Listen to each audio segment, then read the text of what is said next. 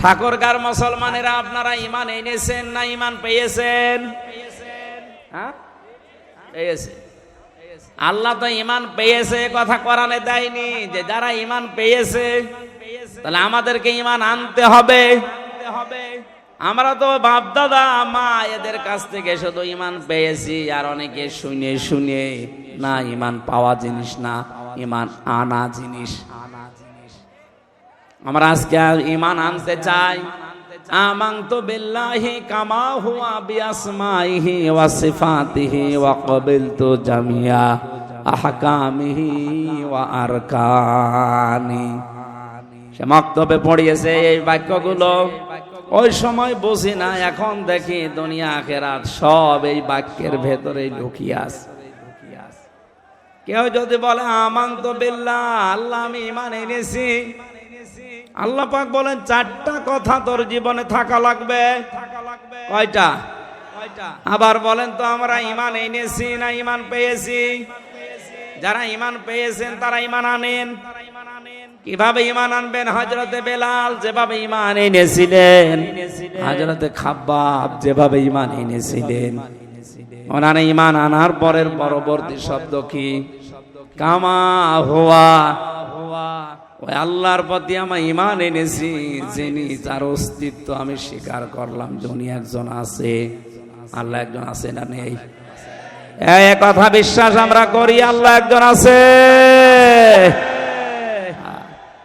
কিয়ামতে এই জবাবটাই আমরা তুলে ধরতে পারবো।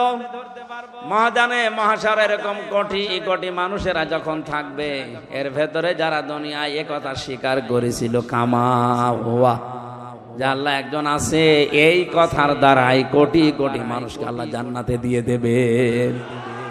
আল্লাহ আজকের এই হাতগুলো যেন ওই ময়দানে আল্লাহ এভাবে তোলার তৌফিক দেয়। আরো জোরে বলেন আমিন। কেউ যদি বলে আল্লাহ তোমার অস্তিত্ব আমি স্বীকার করি, আল্লাহ বলেন দ্বিতীয় নম্বরে বিআসমাইহি, আমার যে নাম আছে এইটাও তোরে মানা লাগবে। আল্লাহর নাম কয়টা? 5000। আমরা তো 99টা শুধু কায়দার পেছনে এইটা জানি। তাফসীরে খাজানের ভেতরে আল্লাহর নাম আমি পেয়েছি একটা দুইটা 99টা না, 5000। কত? হয়তো আমরা সবগুলো জানি না, তাই যেই কয়টা জানেন ওই কয়টা নামের উপরে এবং ওই নামের যে অর্থে, এই অর্থের উপরে আপনাকে বিশ্বাস করা লাগবে। কোন মানুষ যদি বলে আল্লাহ তোমার নাম রাজ্জাক, রিজিকের মালিক শুধুমাত্র তুমি আর কেউ না, এ কথাটা প্র্যাকটিক্যাল লাইফে মেলানো অত সহজ না। এটা মেলাতে গেলে অনেকের চাকরির উপরে ভরসা শেষ, ক্ষেত খামারের উপরে ভরসা শেষ, ব্যবসা বাণিজ্যের উপরে ভরসা শেষ। এটা দৃঢ়ভাবে সাহাবীদের মতো তার ভেতরে বিশ্বাস আসবে রিজকের একমাত্র মালিককে। ওমা মিন দাব্বাতিন ফিল আরদি ইল্লা আলাল্লাহি রিজকুহা। আল্লাহ পাক বলেন জমিনে এমন কোন বিচরণশীল জীব নেই যার রিজকের দায়িত্ব আমি আল্লাহ নিজের হাতে নেইনি।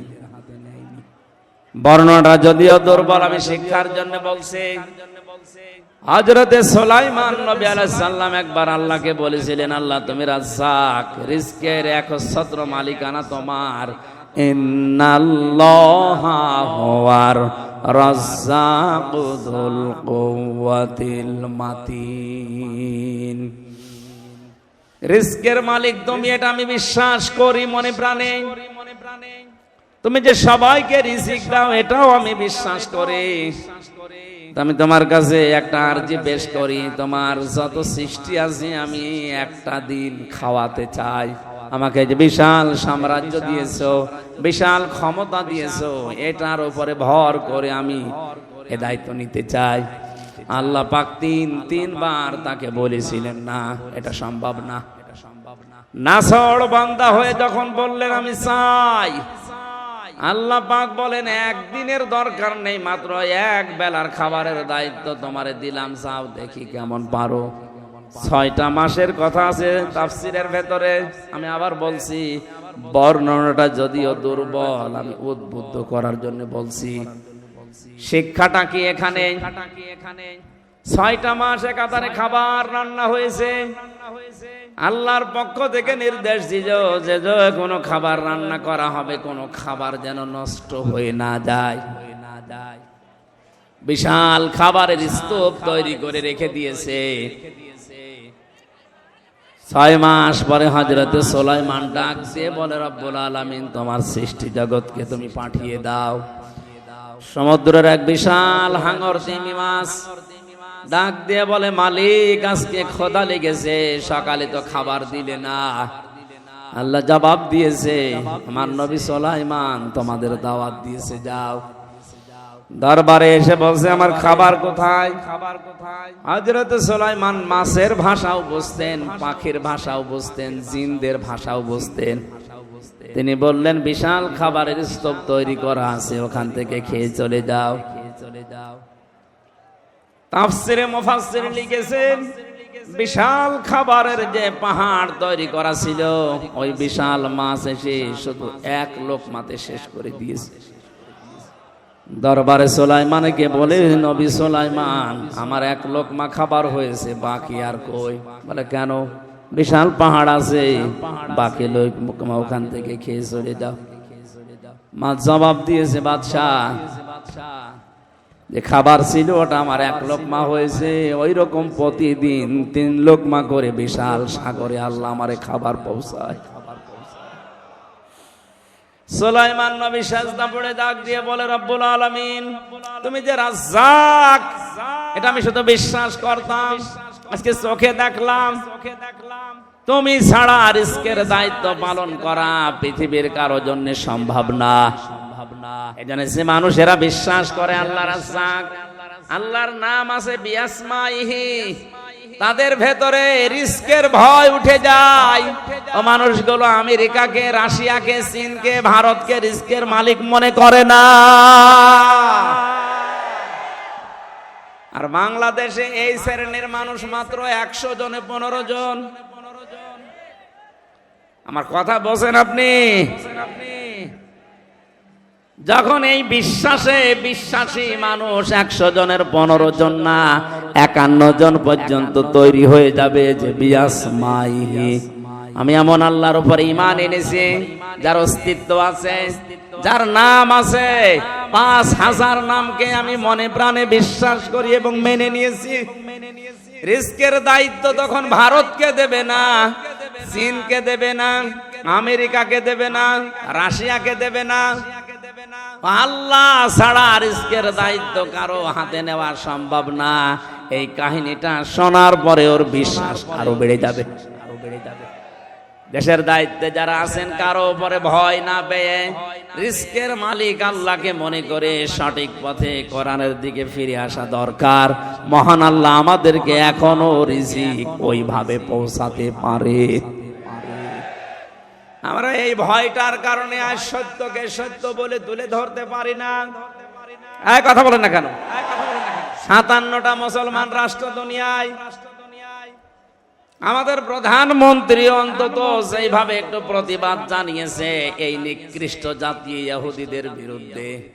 57টা মুসলমান রাষ্ট্রের প্রধানরা যদি এতটুকু জানাতো, দেখ ইরান একটা কাজ করছে, সবাই যদি এভাবে রিজকের দায়িত্ব আল্লাহ, তুমি একমাত্র মালিক, একথা বিশ্বাস করে আমেরিকাকে ভয় না করে, রাশিয়া, চীন, ভারতের উপরে ভরসা না করে আল্লাহর দিকে ফিরে আসতাম, আল্লাহর কসম ওই মানুষগুলো এমনিতে আল্লাহ মুক্ত করে দিত। তাদের নিজেদের আপন জায়গা তারা বসবাস করতে পারবে না, উড়ে এসে জুড়ে বসে আজ ওদেরকে দুনিয়া থেকে বিদায় করে দিচ্ছে। আমার কথা গভীরে যাচ্ছে, কিন্তু আপনি চিন্তা করলেন, আমরা কিন্তু ঈমান পাইনি, আমরা ঈমান আনছি এখন। আর ঈমান আনার প্রথম পদ্ধতি আল্লাহর অস্তিত্ব স্বীকার করা, আল্লাহর নামগুলো বিশ্বাস করা এবং প্রতিটি নাম প্র্যাকটিক্যাল লাইফে মিলানো। আপনি যেমন রাজ্জাক হিসাবে আল্লাহকে মেনে নিয়েছেন, হাকিম হিসাবে আল্লাহকে মানা লাগবে। হাকিম মানে বিচারক, হাকিম মানে বিচার করার একমাত্র ক্ষমতা কার? আলাইসাল্লাহু বিআহকামিল হাকিমিন। আল্লাহ পাক বলেন আমি কি সর্বশ্রেষ্ঠ বিচারক না? আল্লাহর বিচার বাদ দিয়া যারা নিজেদের মন মতো বিচার করছেন, আপনি শুধু ঈমান পেয়েছেন, ঈমান আনেননি। আমার মনে হয় কথার অর্থ আপনি না বুঝে আন্দাজে চিল্লালেন। এক কথা বোঝেন? বিআসমা এর ভেতরে যে 5000 নাম আছে, যেহেতু এসএম এর বহু বচন আসমা। আজ আমরা 96% মুসলমান এই দেশে বাস করছে। সত্যি যদি আমরা এই আয়াত অনুযায়ী ঈমান না পেয়ে ঈমান আনতাম, আল্লাহর কসম আল্লাহর আইনগুলো দ্বারা বিচার আমরা দেখতে পেতাম। নবীজিকে আল্লাহ জানিয়েছেন ফালা ওয়া রাব্বিকা লা ইউমিনুনা হাত্তা ইউহাক্কিমুকা ফীমা শাজারা বাইনাহুম সুম্মা লা ইয়াজিদু ফি আনফুসিহিম হারাজাম মিম্মা কাদাইতা ওয়া ইউসাল্লিমু তাসলিমা। সূরা নিসার 65 নম্বর আয়াতে আল্লাহ জানিয়েছেন, হে নবী আপনার রবের নামের কসম। কসম করছেন কে? কার নামে? আল্লাহ নিজেই তার নিজের নামে কসম দিচ্ছেন। তার মানে কথাটা শক্ত। আমি যদি এখন আমার নিজের বংশের নামে, আমার বাবার নামে, আমার নাম হামজার নামে কসম দিয়ে থাকি, বুঝতে হবে বিষয়টা বড় শক্ত বিষয়। আল্লাহ নিজেই বলেন ফালা ওয়া রাব্বিকা, হে নবী আপনার রব কিন্তু তার নিজের নামে শপথ করছেন। লা ইউমিনুনা, কখনো আপনার ঈমান আনা হয়নি, আপনি মুমিনই হতে পারেননি। হাত্তা ইউহাক্কিমুকা ফীমা শাজারা বাইনাহুম, যতক্ষণ পর্যন্ত নিজেদের ভেতরে কোন বিষয়ের বিচারক হিসাবে আমি নবী মুহাম্মদুর রাসূলুল্লাহকে তোমরা না মানবে। শুধু মেনে নিলেই হবে না, স্বতঃস্ফূর্তভাবে আনন্দ চিত্তে মানা লাগবে। আজ যারা নবীজির বিচার ব্যবস্থাকে, আল্লাহর পাঠানো বিচার ব্যবস্থা মানেন না, আল্লাহর কসম আপনার ঈমানে সমস্যা এখনো লেগে আছে। আশা করছি আপনি ঈমান পেয়েছেন, ওটা হবে না। ঈমান আজকে আনবেন। কথা বলেন না কেন? ঈমান আনতে হলে আল্লাহর নাম আছে, শুধু বিশ্বাস করে শেষ। প্রতিটি নামের অর্থের সাথে মিলিয়েবেন নিজের জীবনকে। হিন্দুরা 12 মাসে 13 পূজা করে, 33 কোটি দেবতা তাদের। কত? হয়তো অনেক হিন্দু ভাইরা তাদের দেবতার নামও জানে না, কিন্তু বিশ্বাস করে যে দেবতার সংখ্যা কত। বলেন না কেন? আমাদের যে আল্লাহ মালিক কয়জন? নাম কত?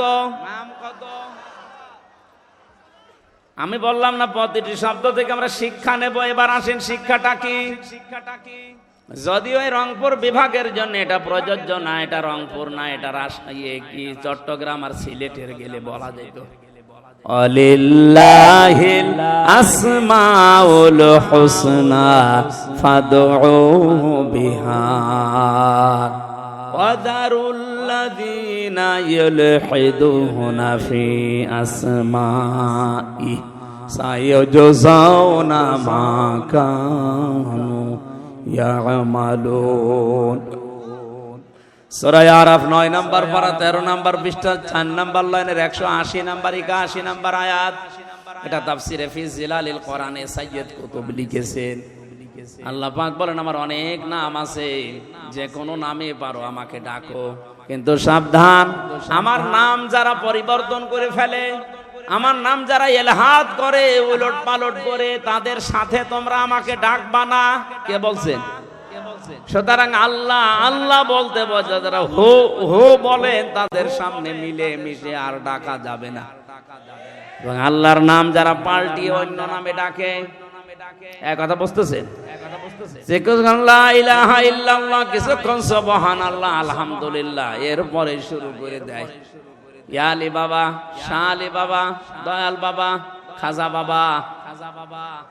এত স্পষ্ট কথাগুলো নাম ধরে বলার পরও যদি ঠাকুরবার মানুষগুলো না বোঝে, আমার মনে হয় এদের বিবেকের উপরে কুকুরে পোশাক।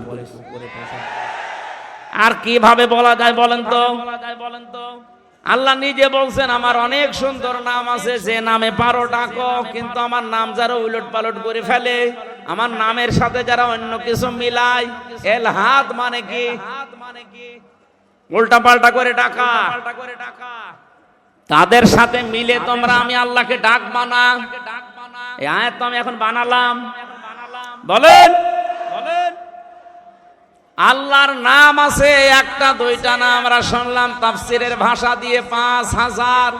আপনার যদি মনে হয় যে আল্লাহ আল্লাহ বলতে কিছুক্ষণ ভালো লেগেছে, এবার আল্লাহ বলবো না রহমান বলবো, বলেন, কোনো অসুবিধা নেই। আপনি বলেন ইয়া রহমান ও ইয়া রহিম বলেন, অসুবিধা নেই। কিন্তু আল্লাহর নামের সাথে অন্য কাউকে আপনি মিলাতে পারবেন না। ইয়া খাজা, ইয়া খাজা, আল্লাহর কোনো নাম আছে? ইয়া আলী বাবা, ইয়া আলী বাবা কোনো নাম আছে? এমনকি চট্টগ্রাম বিভাগে অনেকে রসুলের মহাব্বতের নাম দিয়ে বিশ্ব নবীর নাম নিয়ে ওরা জিকির পর্যন্ত বানিয়ে ফেলিস। ইয়া রাসূলুল্লাহ, ইয়া রাসূলুল্লাহ, ইয়া রাসূলুল্লাহ ডাকতেছে, কবিরা গুনাহ হবে আপনার। রাসূলের নামে শুধু দরুদ পড়া যায়, জিকির করা যায় না। জিকির করা যায় কার নামে? আমি আবার বলছি, আমরা যারা ঈমান পাইনি, ঈমান এনেছি, তারা আমার আল্লাহর অস্তিত্বকে যেমন স্বীকার করলাম, আল্লাহর নাম আছে এইটাও স্বীকার করা, এবং প্রতিটি নামের সাথে আমার প্র্যাকটিক্যাল লাইফ মিলানো। আমি তো রাজ্জাক হিসাবে আল্লাহকে মেনে নিয়েছি, হাকিম হিসাবে আল্লাহকে মেনে নিয়েছি, রব হিসাবেও আমাকে আল্লাহকে মানা লাগবে। 3 নম্বরে কি বলেছিলেন? অসিফাতিহি, আমি এমন আল্লাহর উপরে ঈমান এনেছি যার শুধু গুণাগুণ নেই, এই গুণের কার্যকারিতা আছে। হিন্দু ভাইদের দেবতাদের নাম আছে, কিন্তু নামের কার্যকারিতা কিয়ামতের আগে আপনি দেখাতে পারবেন না। এখন যদি বলেন আমার ধর্মকে আপনি ছোট করছেন না, আপনি বাস্তবে মিলান। আমি যতটুকু বাস্তবে দেখেছি, এদিকে তাকান, মোনাজাতের পরে বসেন বসেন, রে ভাই পরে পরে পরে বসেন বসেন বসেন বসেন, বসিয়ে দিতে পারেন না, পরে পরে কে ছাতা বলছিলাম আমি নিজেই ভুলে যাচ্ছি। গরমে আমার সব উলট পালট হয়ে যাচ্ছে, আর ওরা একবারে শুরু করেছে তাকবীর। মোনাজাতের পরে ওই যে কি ভেঙে পড়ে গেল না, ওইটা 10 মিনিট সময় দেওয়া হবে, দেখে বাড়ি যাবেন নাকি?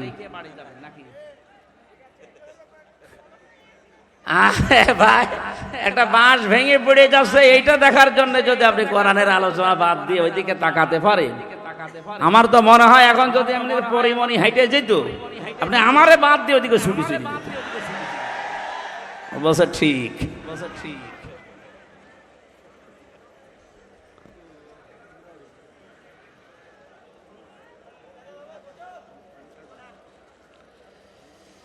মুসলমান ভাইরা, আমরা বোঝাচ্ছিলাম আল্লাহ রাব্বুল আলামিন যে নামগুলো নিয়েছেন, নামের সাথে আমরা পরিচিত হয়েছি গুণাগুণের সাথে। এক সাহাবী নবীজির কাছে আসলেন, নবীজি তাকিয়ে দেখেন তার কাঁধের ওপরে একটা মূর্তি, তার নাক ভাঙা, মাটি দিয়ে মূর্তি বানিয়েছে নাক ভেঙে। নবীজি বললেন তোমার এই দেবতা, এই মূর্তির নাক ভাঙা কারণ কি? লোকটা বলে ইয়া রাসূলুল্লাহ, এটা আমার মূর্তি না, এটা আমার দেবতা খোদা। এটা সব সময় আমি সঙ্গে রাখি, না জানি কখন কোন বিপদে পড়ি। বিপদ থেকে বাঁচার জন্য আমি সব সময় সাথে রাখি। হঠাৎ আমার প্রসাব পায়খানার প্রয়োজন দেখা দিয়েছে, খোদাকে নিয়ে তো আর পায়খানায় যাওয়া যায় না। এই জন্য রাস্তার পাশে রেখে আমি কাম সারতে গেলাম, এসে দেখি ওর মাথা থেকে পা পর্যন্ত পুরা ভিজা। মনে করলাম খোদার গা ভিজা, না জানি কোন রহমত বরকতের পানি হবে। জহব্বা বের করে চাটলাম, খাইলাম, দেখি একটা ঝাঁজ ঝাঁজ কেমন গন্ধ গন্ধ, টক টক লাগে। চিন্তা করলাম রহমতের পানি, বরকতের পানি, টক টক লাগবে কেন? আর এরকম ছাঁচ, এরকম একটা উৎকট উদ্ভট গন্ধ কেন? পাশে তাকিয়ে দেখি একটা কুকুর ওর নিচ দিয়ে পানি টপকাচ্ছে। এবার টের পেয়েছি কোন রহমতের পানি। আমার মেজাজ গেল খারাপ হয়ে। ওর দিকে তাকিয়ে বললাম, তুই খোদা না হুদা? কুকুরের পোশাক থেকে নিজের বাঁচাতে পারো না, আমি বিপদে পড়লে আমারে বাঁচা বাকি দিয়ে। হে রাসূল, রাগ করে ওরে দিয়েছি এক আষাঢ়, ওর নাক ভেঙে গেছে। নবীজি বলেন, আমার কাছে কেন এসেছ? লোকটা বলে, ইয়া রাসূলুল্লাহ, এদের অসারতা, এদের কল্প কাহিনী, এদের মিথ্যাচার, এদের অজ্ঞতা, এদের সব আমার কাছে এখন স্পষ্ট। এরা কিচ্ছু করতে পারে না, বেকার আমি সময় নষ্ট করেছি। আজকে আমি আলোর সন্ধান পেতে চাই, মেহেরবানি করে আমি আপনার কাছে কালেমা পড়তে চাই, পড়িয়ে দেন। আজ যারা মানুষ হিসাবে এলাকায় বসবাস করছেন, অন্য জাতিতে যারা আছেন, চ্যালেঞ্জ দিলাম, আপনি যে নাম দিয়েছেন আপনার দেবতার, ওই নাম পর্যন্ত সে ইসলামের কোন গুণাগুণ কার্যকারিতা আপনি দেখাতে পারবেন না। মনে করেন দুর্গা ফসলে বরকত দেয়, দুর্গা রেখে আপনি ফসলের ভেতরে রেখে আসেন, ফসল সহ দুর্গা চুরি হয়ে যাবে। আমি কি বানিয়ে বলছি? এই যে মোবাইল ঘড়িটা, যদি মনে করেন দুর্গা এটা পাহারা দেয়, আপনি এই ঘড়ি সহ দুর্গা এখানে রেখে চলে যান, সকালে এসে দেখবেন দুর্গাও নেই, ও ঘড়িও নেই। আমরা এমন আল্লাহর উপরে ঈমান এনেছি, তার এমন নাম আছে, নামের গুণাগুণ আছে। মহান আল্লাহর যতগুলো নাম আছে, শুধু নাম নিয়েই বসে নেই, প্রতিটি নামের গুণাগুণ এবং কার্যকারিতা আছে। আমাদের ঈমান অনুযায়ী হয়তো আমরা দেখতে পাই না, তাই বিশ্বনবী দেখতে পেয়েছিলেন। বদরের ময়দানে দুহাত উঁচু করেছিলেন এমন ভাবে তার এই বগলের সাদা জায়গা পর্যন্ত দেখা যাচ্ছিল। বিশ্বনবী ওই দিন দোয়া করেছিলেন, হে রব, 313 জন নিয়ে এসেছিলাম, একটাও কেউ ধরতে পায় না, কোথায় তারা? হযরতে আবু বকর নবীজিকে চাদর উপরে দিয়ে দিলেন শরীরের, ডাক দিয়ে বলেন, হে নবী, আপনার 313 জন সাহাবী একটাও মারা যায়নি, সবগুলো বাতিলের ভেতরে বন্টন হয়ে গেছে। সঙ্গে সঙ্গে জিবরাইল আলাইহিস সালাম বিশ্ব নবী মুহাম্মদ রাসূলুল্লাহর কানের কাছে মুখটা নিয়ে এসে একটা আয়াত শোনালেন, সূরা আনফালের 9 নম্বর আয়াতটা, ইয তাসতাগীসুনা রাব্বাকুম ফাস্তাজাবা লাকুম আন্নী মুমিদ্দুকুম বিআলফিম মিনাল মালায়েকাতি মুরদিফিন। হে নবী, আপনার কান্না বন্ধ করেন, শুধু আকাশের দিকে একটু চোখটা তুলে দেখেন, আল্লাহর সাহায্য আল্লাহ তার রব নামের কারণে পাঠিয়ে দিয়েছে। তিনি তাকালেন ওই দিকে, তাকানোর পরেই দেখলেন ফেরেশতারা নামতেছে, সকলের হাতে মোটা মোটা ডান্ডা, বাই সিরিয়াল মুরদিফিন, মানে একটার পরে একটা। নবীজি এবার মুস্কি হেসেছিলেন, আল্লাহ পাঠিয়েছো কত? আল্লাহ পাক বলেন 1000। নবীজির মন শান্ত হয়নি, আল্লাহ পরবর্তীতে আয়াত নাজিল করে বললেন 3000। এরপরও নবীজি সান্ত্বনা পাচ্ছিলেন না। আল্লাহ পাক সর্বশেষ সূরা আলে ইমরানে আয়াত নাজিল করে জানালেন, হে নবী, আমি 5000 পাঠিয়েছি। বদরের ময়দানে আপনার সৈনিক মাত্র 313 জন, আর ওরা গেছিল 1000। আপনাকে আমি 1000ই দিয়েছিলাম, আপনার মনে আমি সুখ, শান্তি, স্বস্তি পাইনি। এই জন্য সর্বশেষ আপনাকে 3 থেকে 5000 ফেরেশতা সব সজ্জিত অবস্থায় একটার পরে একটা আমি আল্লাহ নামিয়ে দিলাম। ফেরেশতা যে নাজিল হয়েছিল তার বাস্তব প্রমাণ নবীজির কাফের ছিল ওই সময় এক চাচা, হযরত আব্বাস। তিনি মুসলমান হওয়ার পরে এসে বলেছিলেন, ভাতিজা, তুমি তো জানো আমি তোমার চাচা কেমন শক্তিশালী, কেমন শৌখিন, সোনার বোতাম আমি ব্যবহার করতাম। ময়দানে তোমার যে সৈনিকগুলো, আমি তো সবগুলো চিনি। নতুন নতুন কিছু সৈনিক আমি দেখলাম, যাদেরকে এর আগে কোনোদিন তোমার আশপাশে আমি ঘুরতে দেখিনি। নবীজি মিসকি হাসলেন, ডাক দিয়ে বলে, চাচা কার কথা বলেন? বলে, ওই যে ময়দানে আমি যখন যুদ্ধে লিপ্ত ছিলাম, তাকিয়ে দেখলাম পেছন দিক থেকে কে যেন এসে আমার ঘাড় ধরে উঁচু করে ফেলেছে। নবীজি বললেন, কি দেখলে? কাকে দেখলে চাচা? হঠাৎ করে বিশ্ব নবী মুহাম্মদুর রাসূলুল্লাহর কাছে জিবরাইল এসে একটা হাসি দিয়ে চলে গেছে। জিবরাইলের এই চিহ্নটা দেখার পরে নবীজির চাচা আব্বাস বলেছিলেন, ভাতিজা, এই যে কিছুক্ষণ আগে একটা সৈনিক দেখলাম, কোথায় গেল? এখন আর তো দেখতে পাই না। নবীজি বলেন, চাচা কাকে দেখলেন? ওটা সাধারণ সৈনিক না, ওটা আল্লাহর ফেরেশতা জিবরাইল। নিজে কমান্ডার হয়ে আজকে এই বদরের ময়দানে নাজিল হয়েছে। তার পেছনে আল্লাহ পাঠিয়েছে 5000 ফেরেশতা। যে সমস্ত কাফেররা মরে পড়েছিল, বিশ্ব নবী বদরের ময়দানে কোন দিনের জন্যও তিনি আগ্নি অস্ত্র ব্যবহার করেন নাই। অথচ যে সমস্ত কাফেরেরা মরা পড়েছিল, যে ওদেরকে কাছে যে দেখলেন অধিকাংশ গুলোর শরীর পুড়ে গেছে। তার মানে ফেরেশতারা যে মোটা মোটা ডান্ডা নিয়ে নেমেছিল, ওটা ডান্ডা শুধু না, ওটা জাহান্নামের পোড়ানো রড ছিল। যার শরীরে লাগিয়েছে ওখানেই ও শেষ। নবীজির বিশ্বাস ছিল আল্লাহর উপরে, তার নামের উপরে, কার্যকারিতার উপরে। আল্লাহ বিশ্বাস অনুযায়ী পাঠিয়েছিলেন ফেরেশতা। আমাদের ওই পর্যায়ে যায় না, এই জন্য ফেরেশতাও আসে না, আমরা দেখতেও পাই না। কিন্তু আমরা বিশ্বাস করি বদরের ময়দানে যে ফেরেশতা এসেছিল, শুধু বদরের জন্য না, এই যে তাস্তাগীসুনা, এটা মোসারে, বর্তমান, ভবিষ্যৎ, প্রেজেন্ট, ফিউচার, কিয়ামত পর্যন্ত আজটা থাকবে। আমরা যদি আল্লাহর উপরে ঈমান আনতে পারি, সত্যি যদি তার অস্তিত্ব আমরা মেনে নিয়ে তার নামগুলো বিশ্বাস করে, কার্যকারিতা কিয়ামত পর্যন্ত আছে, যা যদি সত্যি আমরা দেখাতে পারি, মহান আল্লাহ এখনো ফেরেশতা নাযিল করে সাহায্য করতে পারেন। আল্লাহ আমাদেরকে কোরআনে কারিমের আয়াতের বাস্তব কিছু যেন দুনিয়ায় দেখান, বলেন আমিন। বিশেষ করে আজকে ফিলিস্তিনের মুসলমানদের জন্য এটা বড় বেশি জরুরি হয়ে পড়েছে। আজ ছোট ছোট বাচ্চারা ওই মরুভূমির পাথরের উপরে লিখতেছে, আল্লাহকে চিঠি দিচ্ছে, আল্লাহ ওয়াজআলনি মিন লাদুনকা ওয়ালিয়্যা ওয়াজআলনি মিন লাদুনকা নাসীরা। ইয়া আল্লাহ, আর পারা যায় না, সহ্যের বাইরে চলে গেছে। মা নেই, বাবা নেই, বড় ভাই নেই, বড় বোন নেই, সবাইকে ওরা মেরে ফেলেছে। আমি 2 বছর, 2.5 বছর, 3 বছরের বাচ্চা কি বুঝি? দুনিয়ায় কেউ যখন এগিয়ে আসে না, আমি তোমার কাছে চিঠি লিখলাম, মহান আল্লাহ তোমার পক্ষ থেকে তুমি আমাদের জন্য সাহায্যকারী পাঠাও। এই জন্যই মনে হয় আল্লাহ ইরানের মনটা একটু নরম করে দিয়েছে।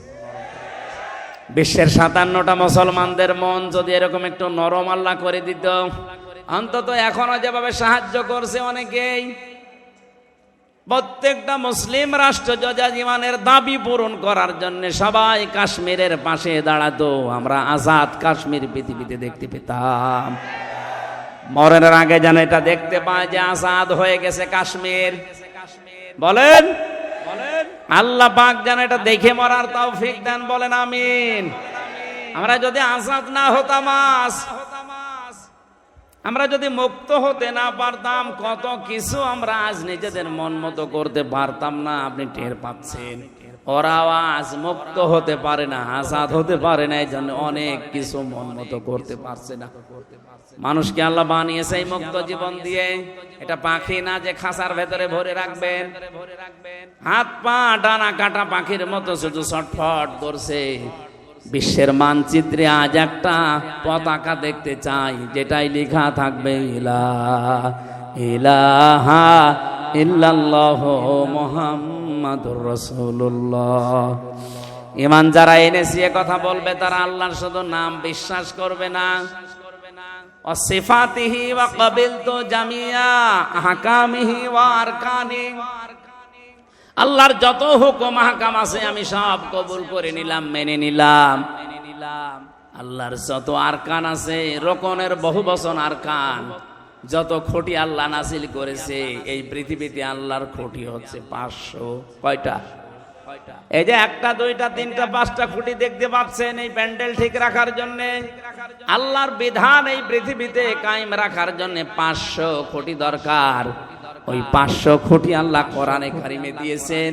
প্রতিটি খুঁটি আমি মেনে নিলাম, যেখানে এই খুঁটি দেখবো খুঁটির বাইরে আমি যাব না। এর নাম ঈমান আনা। এর নাম কি? আমরা ঈমান আসলে পেয়েছি, ঈমান আমরা আনতে পারি না। সে ছোটকালে কায়দায় যেটা পড়িয়েছিল মক্তবে হুজুরেরা, আমানতু বিল্লাহি কামা হুয়া বিআসমাইহি ওয়া সিফাতিহি ওয়া ক্বাবিলতু জামিয়া আহকামিহি ওয়া আরকানি। এটার উপরে আমাদের বাকি জীবন যেন আমরা ঈমান এই নিয়ে সেট করতে পারি, বলেন আমিন।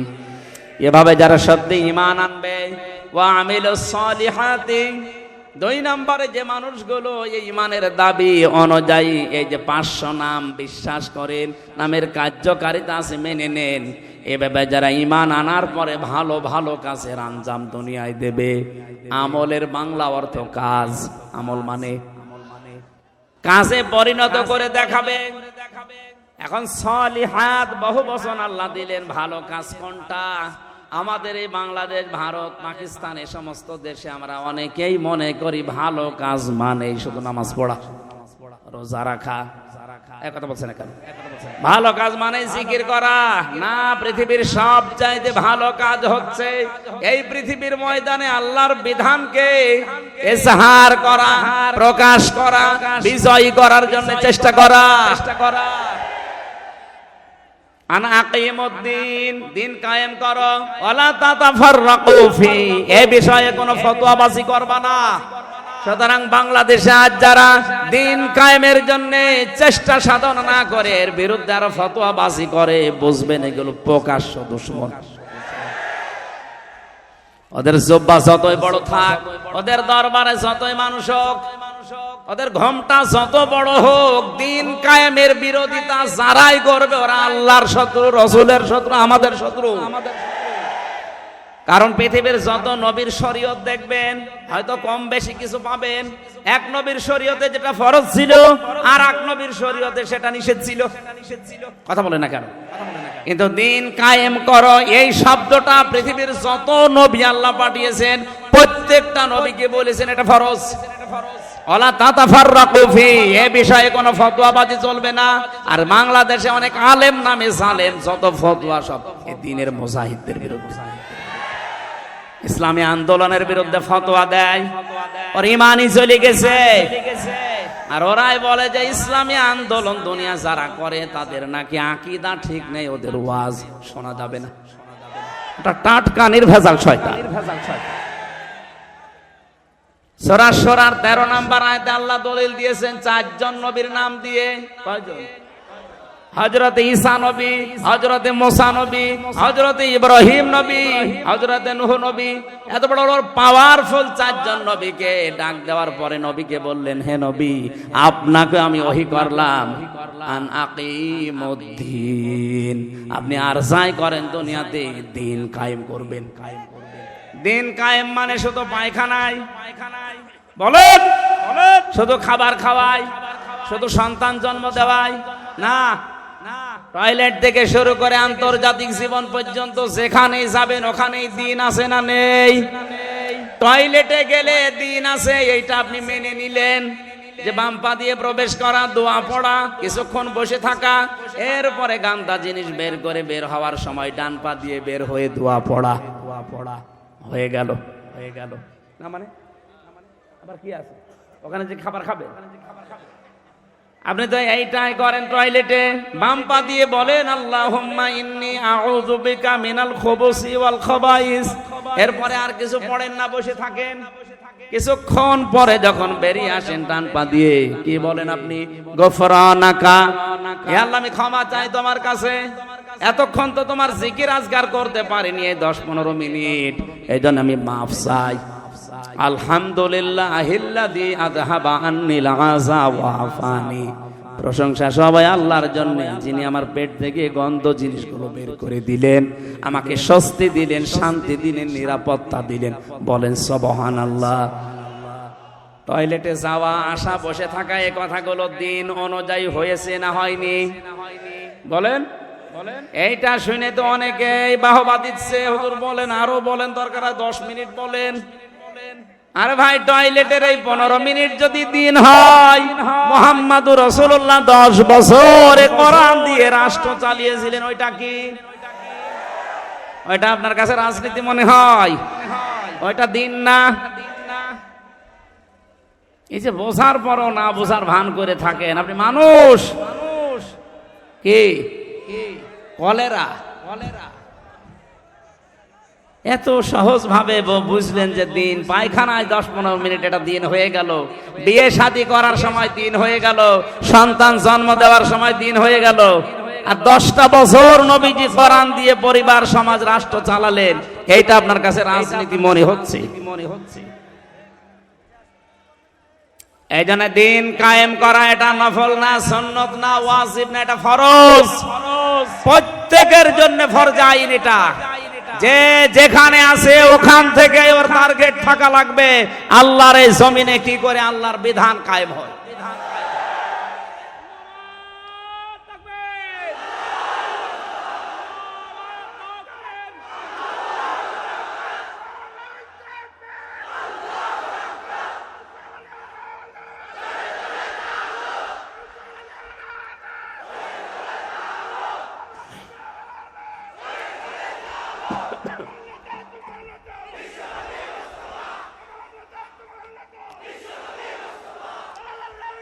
আলহামদুলিল্লাহ ভাই,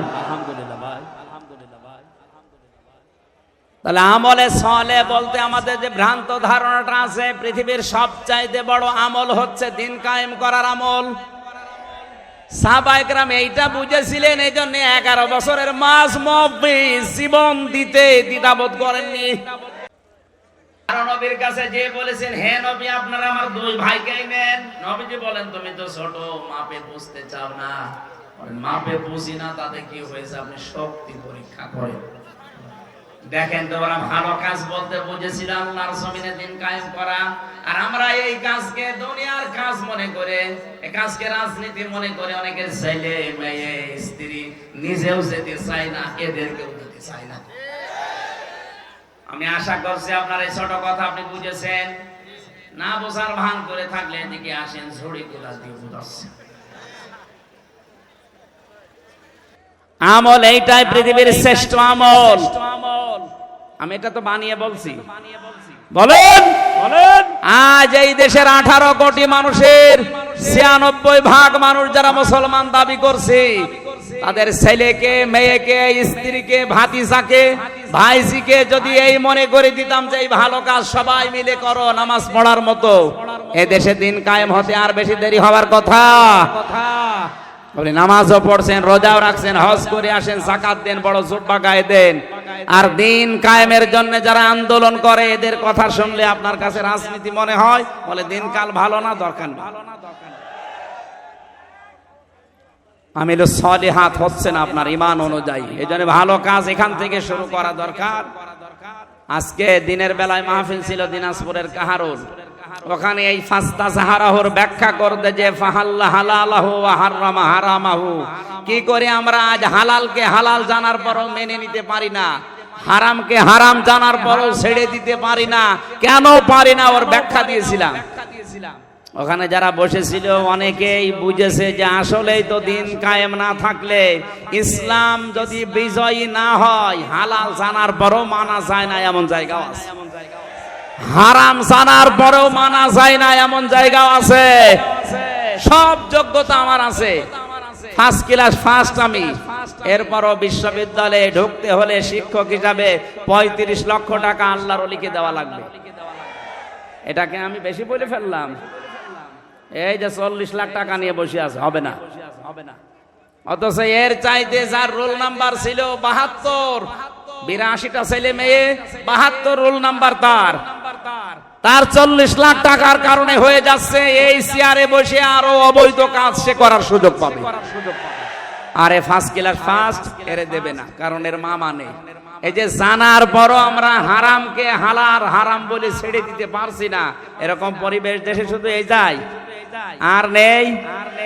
আজ কোর্ট কাটাচ্ছে যান, আদালতে যান, 3টা বছর তো আমি দেখলাম, আমার তো মনে হয় আদালতের ইট পর্যন্ত টাকা চাই।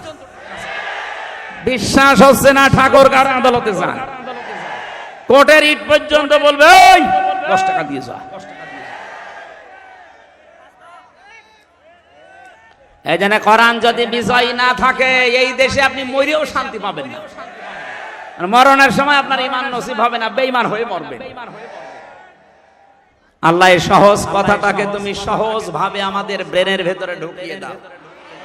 এটা রাজনীতি মনে করে, জঙ্গিবাদ মনে করে যদি এড়িয়ে যেতে চান, আপনি কিন্তু বেঈমান হয়ে মরবেন। কারণ যাদের জীবনে দিন কায়েমের আকাঙ্ক্ষা নেই, নবীজি বলেছেন ও মরতে গেলে মুনাফিক হয়ে মরবে। আল্লাহ তুমি আমাকে সহ যারা এসেছি আমাদেরকে বাঁচাও, আমরা যেন শাহাদতের মরণ পাই, বলেন আমিন। নেক কাজ এই একটা একটা করে এরকম কোরআনে কারিমে আসে, নেক কাজের কথা কয়টা? 500। কয়টা? ঈমান আনার পরে যারা নেক কাজগুলো আঞ্জাম দেবে, কানাত লাহুম জান্নাতুল ফিরদাউসি নুজুলা, আল্লাহ তাআলা বলেন তাদের জন্য আমি জান্নাতুল ফিরদাউস মেহমানদারি করার জন্য রেখে দিলাম। আমার ভাইরা, মেহমান যত দামি হয় তার জন্য প্রস্তুতি তত আগে থেকে নেওয়া হয়। আমি এলাকায় আপনাদের মেহমান, যেহেতু আজ 3 বছর জেলে, আর এর আগে 1 বছর আসি না, 4 বছর পরে আসতেছি, এই জন্য এলাকায় ধুম পড়েও গেছে এরকম বেশি। আমার মনে হয় আশপাশে 3-4 থানার ভেতরে খবর নিয়ে দেখেন, প্রত্যেক বাড়িতে মেহমান ভরে গেছে। এটা জিবরাইল আসবে এই কারণে, বলেন যেহেতু আপনারা আমাকে দামি মেহমান মনে করেন, মেহমান যত দামি হয় তার জন্য প্রস্তুতিও তত আগে থেকে 8-7 করে নেওয়া হয়। খরচ হচ্ছে আপনাদের এরকম, এক কথা বলছে না কেন? 2 দিন 3 দিন 4 দিন করে মেয়ে জামাই, ওর জামাই, ওর জামাই সব এসে রয়েছে। পৃথিবীর শ্রেষ্ঠ মেহমান যিনি মুহাম্মদুর রাসূলুল্লাহ সাল্লাল্লাহু আলাইহি ওয়াসাল্লামকে দিয়ে আল্লাহ জানিয়েছেন, হে নবী, ঈমান যারা আনবে, এর উপরে আমল করবে, এরা যেহেতু আমার শ্রেষ্ঠ মেহমান হয়ে গেছে, এদের মেহমানদারি যে নুজুলা, এর ব্যাখ্যায় আমি পড়েছি, এই মেহমানদের জন্য সর্বোচ্চ প্রস্তুতি 70টা গেট আমি আল্লাহ তৈরি করে রাখবো। প্রতিটি গেটে আমার 70,000 করে ফেরেশতা পাহারা দেবে, বিশাল বিশাল তোরণ বানানো হবে। ওয়াসিকাল্লাযীনা তাকাউ রাব্বাহুম ইলাল জান্নাতি যুমারা, বিশাল বিশাল গেট, ফেরেশতারা প্রতিটি গেটে দাঁড়িয়ে আছে। এই ফেরেশতারা আপনাকে দেখার পরে বলবে, আল্লাহর বান্দা চলো চলো, যেতে হবে। মনে করবেন যে প্রথম গেট যদি এত সুন্দর হয়, এই মনে হয় জান্নাতের গেট। যতটুকু ঢোল, যতটুকু ঘটি বাটি লোটা যায় আছে, ব্যাগপত্র নিয়ে বসে পড়বে মানুষ। ইবনে কাসির মুফাসসির বলেন, মানুষকে বসে পড়া দেখে ফেরেশতারা হাসবে, করেন কি, এ তো মেন গেট না, কেবল গেট আরম্ভ হয়েছে। এরকম 70টা গেট আপনাকে পার হওয়া লাগবে। সালামুন আলাইকুম তিবতুম ফাদখুলুহা খালিদিন, শান্তি সম্ভাষণ সালাম দিতে দিতে আপনাকে নিয়ে যাবে ফেরেশতারা। আল্লাহ আমাদের কপালে যেন এটা রাখেন, বলেন আমিন। আল্লাহ পাক বলেন, এই মেহমানদারি করার জন্য আমি নিজে সবচাইতে বড় স্তর যেটা জান্নাতুল ফেরদাউস, এইটা রেখে দিলাম। খালিদিনা ফিহা, চিরকালের জন্য এই বাগানে তোরা ঘোরাফেরা করবে। লা ইয়াবগুনা আনহা হিওয়ালা, কোনদিন আর এই বাগান থেকে তোর বের হওয়া লাগবে না, তোর বের করেও আমি আল্লাহ দেব না, বলেন আমিন। যে বড় স্তরের নাম বললাম, বড় দরজার নাম ফেরদাউস, নাম বললাম কি? এই জান্নাতের ওয়ারিস, উত্তরাধিকারী। বাবা মারা গেলে যেমন হারুন নিজেই তার বাবার সম্পদের উত্তরাধিকারী হয়ে যায়, এটার জন্য আর গ্রামের লোক ডাকা লাগে না। আল্লাহ কোরআনে দিয়েছেন 8টা গুণ দুনিয়ায় যারা অর্জন করবে, এই মানুষগুলোর জন্য আমি আল্লাহ জান্নাতুল ফেরদাউসকে উত্তরাধিকারী হিসাবে ওয়ারিশ বানিয়ে দিলাম। উলাইকা হুমুল ওয়ারিসুন আল্লাযীনা ইয়ারিসুনাল ফিরদাউসা হুম ফিহা খালিদুন। এরাই আমি আল্লাহর জান্নাতের অধিকারী ওয়ারিশ, এরা ওই জান্নাতুল ফেরদাউসের উত্তরাধিকারী, যেখানে ঢোকার পরে আর কোনোদিন তার বের হওয়া লাগবে না। যেভাবে সেভাবেই হোক আল্লাহ আমাদের এই ছোট্ট জীবনটা যেন পার করিয়ে বিশাল বাগানের উত্তরাধিকারী হওয়ার তৌফিক আমাদের কপালে লিখেন, বলেন আমিন। যে 8টা গুণ অর্জন করলে এখানে যাওয়া যায়, কোরআনে কারীম থেকে আমি উল্লেখ করছি, দেখেন তো আমাদের ভেতরে পাওয়া যাচ্ছে কিনা। قد أفلح المؤمنون الذين قد أفلح المؤمنون الذين هم في صلاتهم خاشعون। 100টা যে স্তর আছে জান্নাতের, সর্বোচ্চ স্তরের নাম ফেরদাউস। এই দরজা দিয়ে আল্লাহ তাদেরকে উত্তরাধিকারী হিসাবে প্রবেশ করাচ্ছেন। এই পৃথিবীর ময়দানে যারা নামাজের ভেতরে খুশু পয়দা করে, এখন যে নামাজই পড়ে না তার খুশু আছে, অন্তত নামাজ পড়বে, খুশু পাওয়া যাবে, সে হবে উত্তরাধিকারী। খুশুর যে ব্যাখ্যাগুলো পেয়েছে তার অন্যতম ব্যাখ্যা, নামাজে দাঁড়িয়ে সে শীতল হয়ে পড়বে। অনেকে এখানে নামাজও পড়ে, নামাজে দাঁড়িয়ে এদিক ওদিকে তাকায়, মশা লাগলে মেরে। কথা বলে না কেন? কয়টা ফ্যান আছে অনেকে গুনতেছে, এসির বাতাস তো আমার গায়ে লাগে না, দেখে একটু ঘুরিয়ে দিত যদি। খুশু কি এইটা? এক সাহাবী নামাজে দাঁড়িয়ে একটু কাপড় চোপড় এভাবে টানছিলেন, বিশ্বনবী বললেন ওর ভেতরে যদি খুশু থাকতো কখনো ওর হাত এভাবে নড়াচড়া করতো না। আমরা নামাজে দাঁড়িয়ে একেবারে শীতল পাটির মতো, পাথরের মতো এরকম যেন হয়ে যেতে পারি নামাজে। আল্লাহর কসম, কোরআন আমার সামনে নিয়ে এই ছোট জীবনের 3টা বছর যেহেতু আমি জেলে ছিলাম এক ঘরে, আমি দেখেছি নামাজে যদি খুশু তৈরি হয়, আর সত্যিই যদি মানুষ নামাজে দীর্ঘক্ষণ দাঁড়িয়ে দীর্ঘক্ষণ সেজদা মন মতো দিতে পারে, একটা অনির্বচন সুখ আল্লাহ আলাদা তারে দান করে। যেটা স্বামী স্ত্রীর ব্যবহারও আপনি পাবেন না, এমন একটা অজানা বেশ অজানা শান্তি আপনাকে আল্লাহ দান করবে। আজকে এই সেজদা দেবেন ভোর রাতে, আজান হওয়ার ঘন্টা খানিক 1.5 ঘন্টা খানিক আগে ওঠেন, অন্তত 10 রাকাত না 2 রাকাত নামাজ আদায় করেন। বিশাল লম্বা একটা সেজদা 40-45 মিনিট পড়ে থাকেন। বলেন কি বলবো, কি বলবেন? মানে ওই আরবিতে কথা বলতে না পারলে বাংলায় বলবেন মনের কথাগুলো, যে আল্লাহ আমার ওই অসুবিধা আছে, ওই ঝামেলায় পড়েছি, আমার ওই অসুখটা হচ্ছে, আমার এরকম মানে টয়লেটের ভেতরে রক্ত পড়ছে, যত রকমের অসুস্থতা আছে, অসুবিধা আছে, বিপদের কথা আছে, সেজদায় পড়ে যদি চোখের পানি ফেলতে পেরে বলতে পারেন বাংলায়ও, দেখবেন একটা আলাদা শান্তি পাচ্ছেন। ওটা আল্লাহ সবাইকে দেয় না। যে মানুষগুলো নামাজের ভেতরে খুশু আর খুজু তৈরি করে, ভয় নিয়ে যারা নামাজ আদায় করে, আল্লাযীনা হুম আনিল লাগবি মুরিদুন, এই পৃথিবীতে যে মানুষগুলো অনর্থক কথাবার্তার কাজ থেকে যারা নিজেদেরকে বিরত রাখে। আজ দোকানে বসলে আপনার মুখ ঠিক থাকে না, কথা বলতে আছেন, 100টা কথা বলে 80টা মিথ্যা কথা। এজন্য কোনো কাজ না থাকলে চুপ করে থাকবেন। মাংসমাতা না যা, যারা চুপ থাকে সে নাজাত পাওয়ার একটা পথ পায়।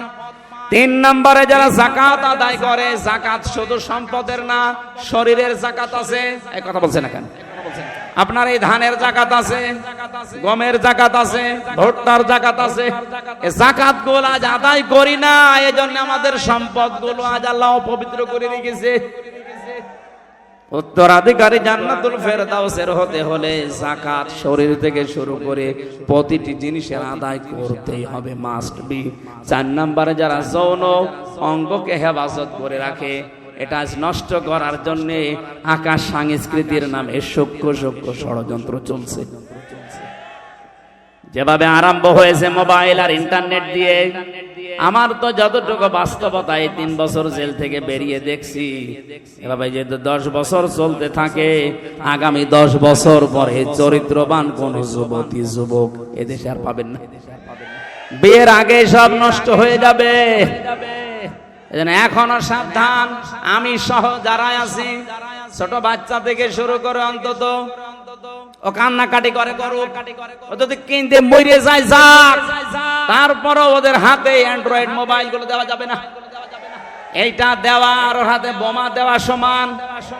আজকে এইটা ওইটা টিপতে টিপতে এমন জায়গায় যাবে আপনি কল্পনাও করতে পারেন না ওর চরিত্র কখন ধ্বংস হয়ে গেছে। যদি এটা কঠিন কাজ, অনেক অনেক মা বোনেরা মনে করে বাচ্চাকে মোবাইলের এই খেলাধুলা উল্টা পাল্টা জিনিস না দিলেও খাবার খেতে চায় না, না খাক, ওর মেধা কিন্তু নষ্ট হয়ে যাচ্ছে। 4 নম্বরে যে মানুষগুলো আমানতের খেয়ানত করে না, আজ কয়েকদিন পরে নির্বাচন, এই যে ভোট দেবেন যারা, এটা কিন্তু আমানত। এখন মনে করেন আমার দলের লোক তো দাঁড়ায়নি, আমি দেব না। না, যারাই দাঁড়িয়েছে মনে করেন 8-9 জন 10 জন, এর ভেতরে যোগ্যতা সম্পন্ন যেই লোকটা, যার দ্বারা ইসলামের কাজ হবে, মানবতার কাজ হবে বলে আপনার মনে হয়, এইরকম মানুষকে আপনার রায়টা, এই আমানতটা দিয়ে দেবেন জান্নাতুল ফেরদাউসের উত্তরাধিকারী হওয়ার জন্য। এমনটা দরকার। এরপরে আমি পেয়েছি অঙ্গীকার পূর্ণ করতে হবে। ওয়াদা যদি কারো সাথে দেয়, আজ এখানে আমি আসার আগে যারা যারা ওয়াদা দিয়েছে যে বাড়িতে বাড়িতে টিউবওয়েল বসিয়ে দেব, বিশাল গরুর গাড়ির চাকার মতো জিলাপি কিনে দেব, কত রকমের ওয়াদা কত মানুষ করে, অথচ ওয়াদাকে কিছু মনেই করে না। পাশ করার পরে সব ওয়াদা ভুলে যায়। ওনার জন্য জান্নাতুল ফেরদাউস হারাম হয়ে যাবে। ওয়াদা ঠিক রাখবেন, ওয়াদা যদি করেন, আর যদি ওয়াদা করতে না পারেন, ঠিক রাখতে না পারেন, করবেন না। এরপরে আছে নামাজে যত্নবান হওয়া। আল্লাহ রাব্বুল আলামিন কোরআনে কারিমে এই যে গুণগুলো দিয়েছেন, যদি কেউ অর্জন করতে পারে, মহান আল্লাহ তাকে এই বিশাল ফেরদাউসের উত্তরাধিকারী হিসাবে কবুল করে নেবেন। আমি সহ প্রত্যেকটি মানুষকে আল্লাহ যেন এটা কবুল করেন, আমিন। 2 নম্বর দরজার নাম পেয়েছিলাম জান্নাতুল মাওয়া। আমা আদরাকা মা ইল্লিয়ুন। হে নবী, আপনাকে ওরা জিজ্ঞাসা করে ইল্লিন কি, বলেন এটা একটা জান্নাত, এর উপরে আর নিচে জান্নাতুল মাওয়াটা সাজানো আছে। দুনিয়াতে যেই মানুষগুলো আল্লাহকে ভয় করে সব অন্যায় কাজ থেকে নিজেকে বাঁচিয়ে রাখতে পারে, তার জন্য জান্নাতুল মাওয়া আল্লাহ রেখে দিয়েছেন। আল্লাহ আমি সহ প্রত্যেকের জন্য যেন জান্নাতুল মাওয়ারও ব্যবস্থা করেন, আমিন। দারুল মাকাম আছে, দারুল করার আছে, দারুল খোলদ আছে, এরকম একটা একটা করে 100টার বর্ণনা আমি পেয়েছি কোরআনে কারিমে। আল্লাহ যে একটা সর্ব উচ্চ স্তর ফেরদাউস, আমি সহ প্রত্যেককে উত্তরাধিকারী হওয়ার তৌফিক দান করেন, আমিন।